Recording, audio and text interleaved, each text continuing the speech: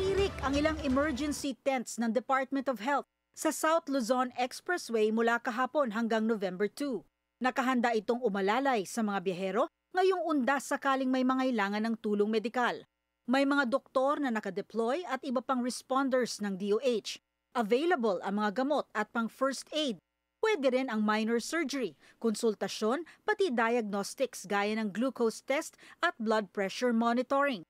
May ilang ambulansyang nakaantabay para agarang maibiyahe ang pasyente kung kinakailangan.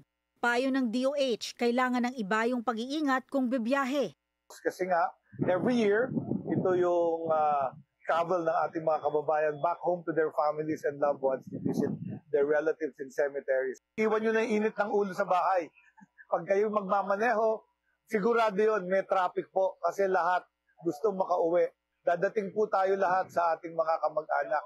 Huwag magmadali, matutong magbigay, road courtesy lang po tayo. Nakataas din ang Code White alert sa lahat ng mga DOH hospitals, central at regional offices sa buong bansa.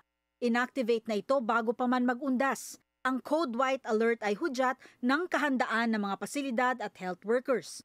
Mula nang itinaas ang Code White alert, 39 trauma cases na ang naitala. 10 dito ay nasangkot sa traffic injuries na may kinalaman sa motorsiklo.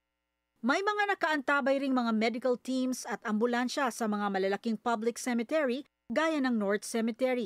Muli ring nagpaalala ang DOH sa cough and sneezing etiquettes sa mga sementeryo na matataong lugar. Ang madalas na paghuhugas ng kamay at paggamit ng alkohol ay kasama dito. If you have symptoms, influenza-like illnesses, to stay at home. Kailangan din may dalang tubig at baunin ang mga maintenance na gamot, lalo kung magtatagal sa sementeryo. Para sa Agenda Weekend, Pierre Pastor, Billionaire News Channel.